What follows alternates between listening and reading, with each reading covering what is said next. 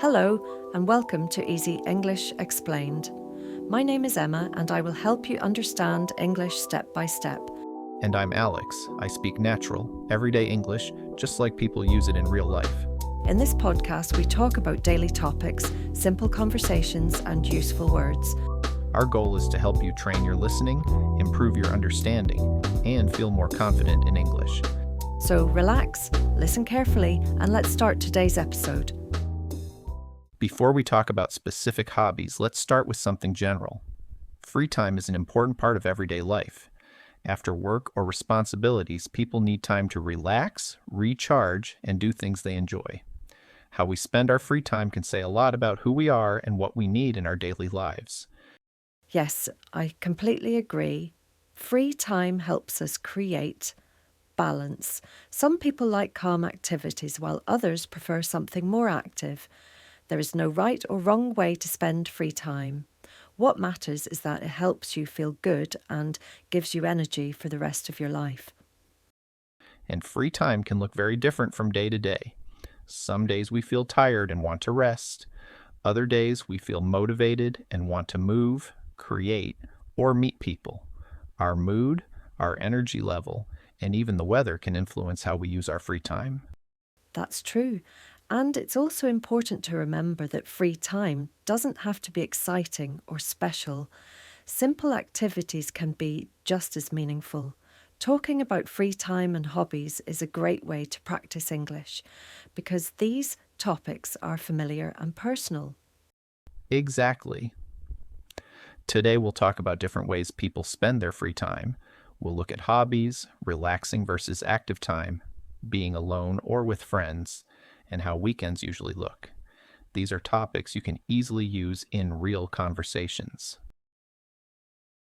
For me, hobbies are an important part of my free time because they help me slow down and focus on myself. Most of my hobbies are calm and structured, and I usually do them at home or in quiet places. For example, I enjoy reading in the evening, often in my living room or in a small cafe near my home. I also like writing and planning, which I usually do alone. These hobbies help me relax and feel organised at the same time. I don't need a lot of people around me when I do these things. For me, hobbies are a way to recharge quietly. My hobbies are a bit different. I enjoy activities that give me energy and sometimes involve other people. I like playing sports, going for long walks, or working on creative projects. Many of these hobbies happen outside, like in parks or public spaces, and sometimes I do them with friends. For example, I often meet friends on the weekend to play sports or just move around together. I enjoy the social part, but I also like having the option to do these activities alone when I need space. I think it's interesting how hobbies can change depending on the situation. Sometimes I enjoy doing things alone, but there are also hobbies I like sharing with others. For example, I enjoy cooking, especially when I can cook together with family or close friends. It becomes less about the activity itself and more about spending time together. This shows that hobbies don't always have to be private or quiet. They can also be social and shared experiences. Yes, and I think where we do our hobbies also matters. Some hobbies feel better at home, while others feel better outside. When I work on creative hobbies like writing or planning new ideas, I usually prefer being at home or in a quiet place. But when I want to be active, I enjoy open spaces where I can move freely. The environment really changes how the hobby feels and how much I enjoy it. Another thing I've noticed is that hobbies don't need to be complicated or expensive. Simple hobbies can be just as fulfilling. Taking a walk, listening to music, or spending time with a book are small things, but they bring a lot of value. What matters most is that the hobby fits into your life and supports your well-being. I agree. Hobbies are not about being productive all the time. They are about doing something because you enjoy it. Whether you do them alone or with others, at home or outside, hobbies help create balance in everyday life. They give us something to look forward to and help us disconnect from stress. Now listen carefully. This is how you can talk about hobbies. My hobby is in my free time, I like doing because I often do this alone with friends, with my family. When I think about my free time, I notice that I need a mix of relaxing and active activities. After a long or busy day, I often feel the need to move my body. Being active helps me release stress and clear my mind. For example, I like going for walks, doing light exercise, or spending time outside. These activities help me feel more awake and balanced. Even simple movement can change my mood and energy level. For me, relaxing free time is very important, especially after a full day. I enjoy activities that help me slow down and feel calm. This can be reading, listening to music, or spending quiet time at home. I don't always need to be active to feel good.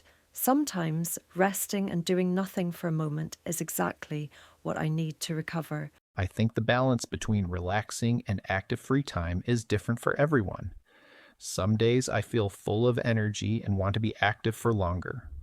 Other days I prefer calmer activities. What matters is listening to your body and your mind. If I ignore that, I feel tired or stressed more easily. Yes, balance is the key. I've learned that it's okay to change plans based on how I feel. Active time can be very helpful, but relaxing time is just as important. Both types of free time support our well-being in different ways. Finding the right mix helps create a healthy routine. Another thing I've noticed is that relaxing and active time can sometimes overlap. For example, a slow walk can be both relaxing and active at the same time. It doesn't always have to be one or the other. This flexibility makes free time more enjoyable and less stressful. That's true. Free time should not feel like another task. It should support you and help you feel good. Whether you choose relaxing activities or active ones, the goal is the same, to recharge and feel better afterward. Now listen carefully. This is how you can talk about relaxing and active free time. To relax, when I want to be active, this helps me feel I need balance between. When it comes to free time, I've learned that I need both. Time alone and time with other people. Spending time alone helps me reflect and recharge in a very personal way. I often choose calm activities when I'm alone, like reading, planning, or simply enjoying a quiet moment. These moments help me organise my thoughts and feel more centred. For me, free time with friends plays a big role. I enjoy conversations, shared experiences, and doing activities together. Spending time with friends makes me feel connected and supported. It doesn't always have to be something special. Sometimes just meeting for a walk or a coffee is enough to make the time meaningful. I agree, and I think the key difference is intention. When I choose to be alone, it's usually because I want peace and focus. When I choose to be with others, it's about sharing time and energy.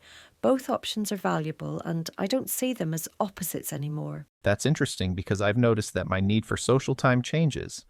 After a busy week, I sometimes prefer being alone for a while. Other times, I feel more relaxed when I'm around people. It really depends on my mood and how my week has been. Exactly. Free time is not about following rules. It's about understanding what you need in that moment. Some days, being alone gives you strength. Other days, spending time with friends does the same. Now listen carefully. This is how you can talk about spending time alone or with others. I like spending time alone. I enjoy being with friends. It depends on my mood. This makes me feel. For me, the weekend usually starts on Friday evening. When work is done, I feel a clear shift in my mindset. The pressure of the week slowly goes away, and I start thinking about rest and family time. Weekends are often connected to spending time with people I care about, especially my family. One small ritual we have is a relaxed breakfast on Sunday morning. We sit together, talk, and take our time. There is no rush, and that makes the weekend feel special. I like how weekends create a clear contrast to the work week. For me, the weekend also starts mentally before it starts on the clock. I slow down, plan less, and give myself more freedom. My weekends are often quieter, but I enjoy having simple routines that feel comforting. I usually take time to rest, read, or enjoy calm moments at home. Another important part of my weekend is being outside. If the weather is good, I try to spend time outdoors with family or friends. We might go for a walk, visit a park, or simply enjoy fresh air. These activities help me reset after a busy week. They also create memories and strengthen connections. I also like using the weekend to prepare for the week ahead, not in a stressful way, but in a calm and thoughtful way. I might plan a few things, organise my space, or think about what's coming next. This preparation helps me start the new week with less pressure and more clarity. Now listen carefully. This is how you can talk about your weekends. On weekends, my weekend starts on, I spend time with my family/friends. This helps me recharge. That balance is very important to me as well. The weekend is not only about rest, but also about gentle preparation. When I take a little time to prepare, the week feels more manageable. At the same time, I make sure to enjoy the weekend and stay present. That's what makes weekends feel complete for me. Before we end today's episode, let's take a moment to look at what we practiced. Talking about free time and hobbies is something you can do in many everyday situations. These topics are personal, familiar, and easy to connect to your own life. That makes them a great starting point for speaking English more naturally. It's also important to remember that everyone's free time looks different. Your hobbies, your weekends, and your routines are unique to you. You don't need to compare yourself to others. You only need language that helps you share your own experiences. You may notice that the sentences we use today are simple, and that's a good thing. Clear, simple language helps you express yourself without overthinking.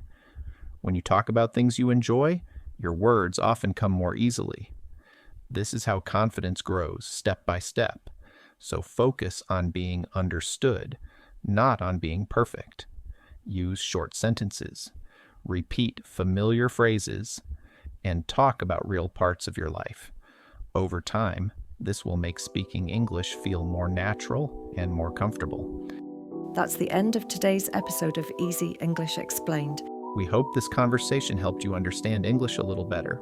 If you found this episode useful, take a moment to subscribe to the channel. We publish new podcast episodes every week with easy English and everyday topics. Thank you for listening and keep practicing. See you in the next episode.